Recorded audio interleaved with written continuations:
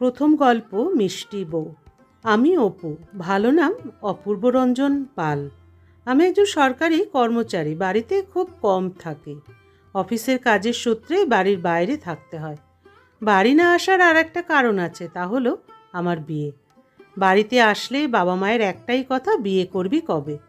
তারা কেন যে বোঝে না, আমার এখনও বিয়ে করার ইচ্ছে নেই। বিয়ের বয়স হলে ঠিকই বিয়ে করব। যাই হোক, এই কথা তো আর বাবা মাকে বলতে পারবো না। মা ফোন করে বলল ঠাকুমা নাকি খুব অসুস্থ। তাই দেরি না করে বহরমপুর থেকে কলকাতার উদ্দেশ্যে রওনা দিলাম। বাড়িতে গিয়ে দেখি কে কোথায় অসুস্থ। বাবা, মা, বোন রুমি, ঠাকুমা একসাথে বসে গল্প করছে। আমাকে দেখে সবাই চুপ হয়ে গেল। এইসব কি মা? ঠাকুমার শরীর তো ঠিক আছে, তবুও তুমি আমাকে মিথ্যে বলে বাড়িতে আসতে বললে কেন? মা বলল বিয়ে ঠিক করেছি। আমি বললাম কার? কার আবার? তোর। আমি তো আকাশ থেকে পড়লাম। আমার বিয়ে, অথচ আমি কিছু জানলাম না। মা বলল তোর বিয়ে ঠিক করেছি এ কথা জানলে তো আর আসতিস না, তাই এমন ছলের আশ্রয় নিতে হলো।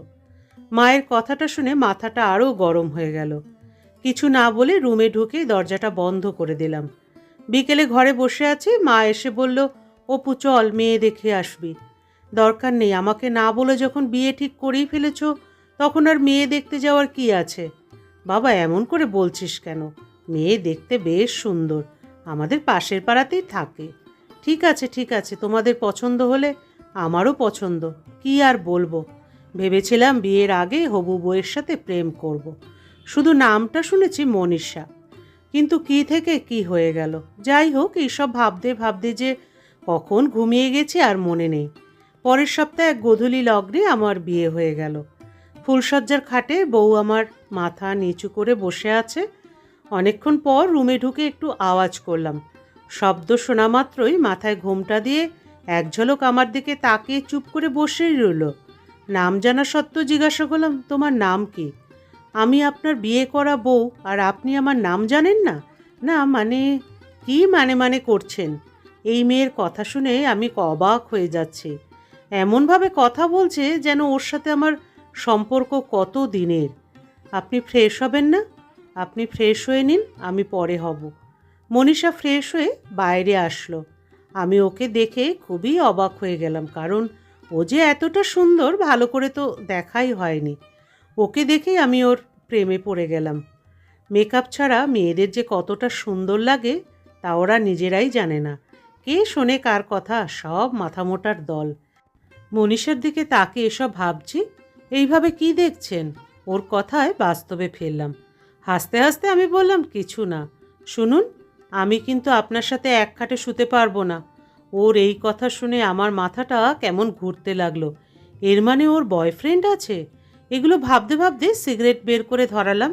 এই কারণেই হয়তো ওর বাবা মা ওর বিয়ে হঠাৎ করেই বিয়ে দিয়ে দিয়েছে। আমার মুখের অবস্থা দেখে, শুনুন, আমি ঘুমানোর সময় হাত পা ছুড়ি, তাই আপনাকে আমার সাথে শুতে নিষেধ করছি। যাক, এই কথাটা শুনে একটু ভালো লাগলো। আমি বললাম সমস্যা নেই, আমার অভ্যাস আছে। অভ্যাস আছে মানে? আপনার কি আগে কোনো বউ ছিল নাকি? আরে না না, আমি যে মেসে থাকতাম তখন আমরা একসাথে কয়েকজন ছিলাম, তখন থেকেই অভ্যাস আছে। আমি জিজ্ঞাসা করলাম তো আপনি আগে বাড়িতে কিভাবে ঘুমাতেন? আমার বিএফের সাথে। কথাটা শুনে আমি কাঁদবো না হাসবো বুঝতে পারছি না।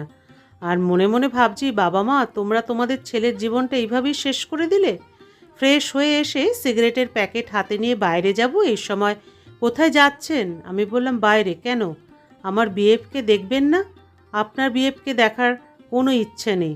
আরে রাগ করছেন কেন? দেখুন একবার আমার বিএফের ছবি।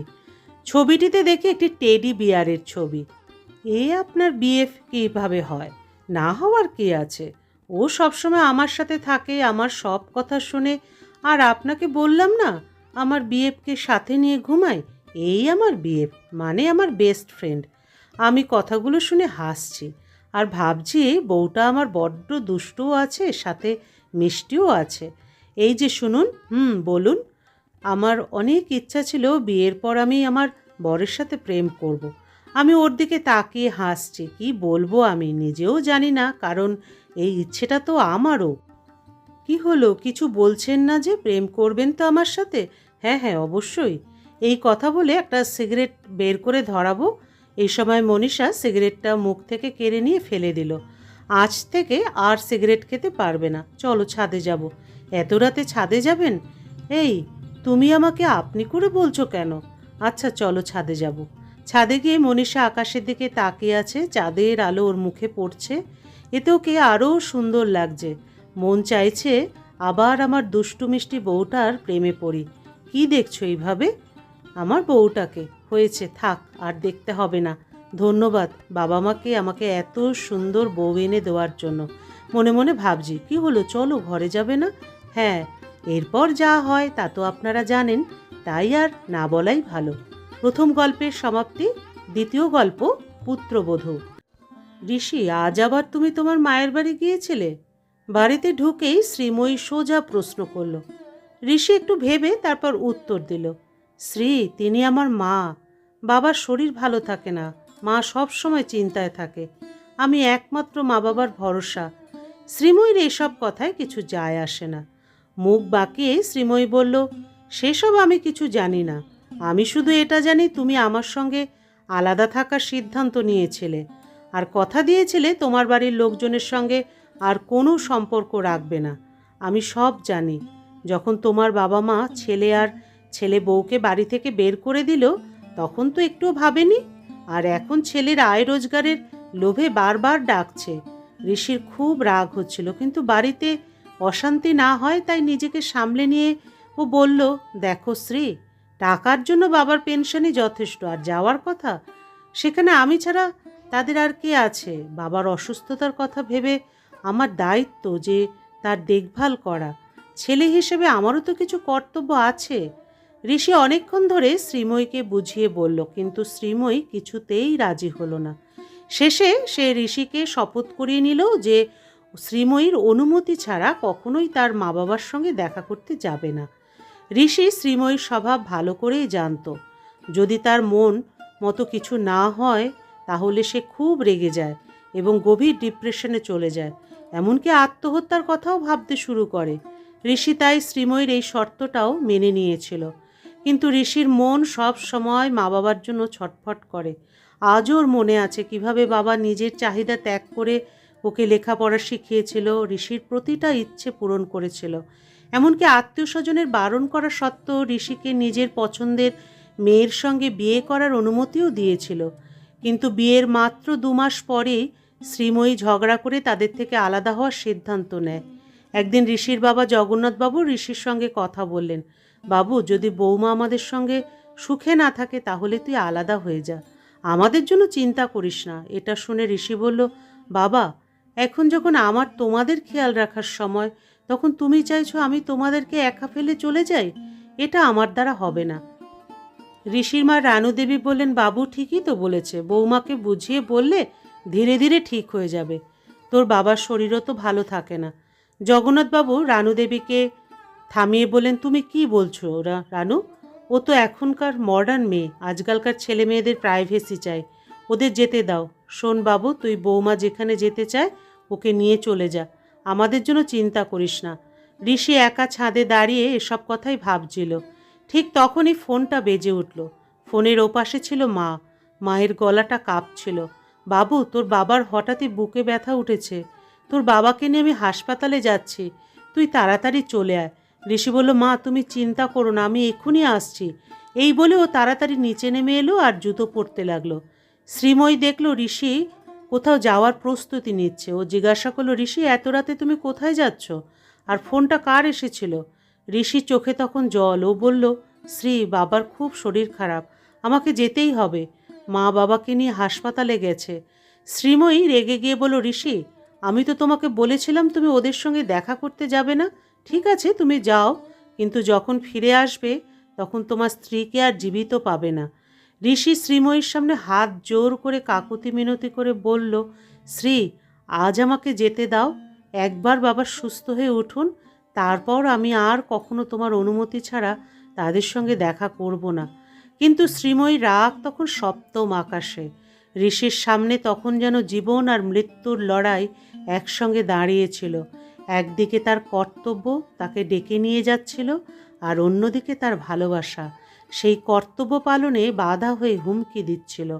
শ্রী, তোমার যদি মরতে হয় তো মরে যাও, আমি আমার বাবাকে এই অবস্থায় ফেলে রাখতে পারি না।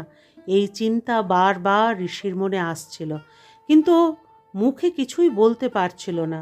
সত্যি যদি শ্রী কিছু ভুল কাজ করে বসে তাহলে? এই ভয়েই সে চুপচাপ রইল। ঋষি তাড়াতাড়ি ওর বন্ধু কুশলকে ফোন করে। কুশল ভাই, আমি একটা সমস্যায় পড়ে গেছি। আমার বাবা হাসপাতালে ভর্তি, তুই তাড়াতাড়ি পৌঁছে যা মায়ের কাছে। যত টাকার দরকার পড়ে আমাকে জানাস, আমি পাঠিয়ে দেব। আর আমাকে প্রতি ঘন্টায় ফোন করে বাবার অবস্থা জানিয়ে দিবি প্লিজ। কুশল এটা শুনে বলল, ঋষি তুই চিন্তা করিস না, আমি এক্ষুনি পৌঁছে যাচ্ছি। আর টাকার চিন্তা করিস না, আমি সব সামলে নেব। ঋষির এই মুহূর্তে দিশেহারা অবস্থা, কিন্তু শ্রীময়ী কিছু না ভেবে কিচেনে গিয়ে নিজের কাজে ব্যস্ত হয়ে পড়ে। ঋষি নিজের বেডরুমে গিয়ে বালিশে মুখ লুকিয়ে রাগে দুঃখে কাঁদতে থাকে।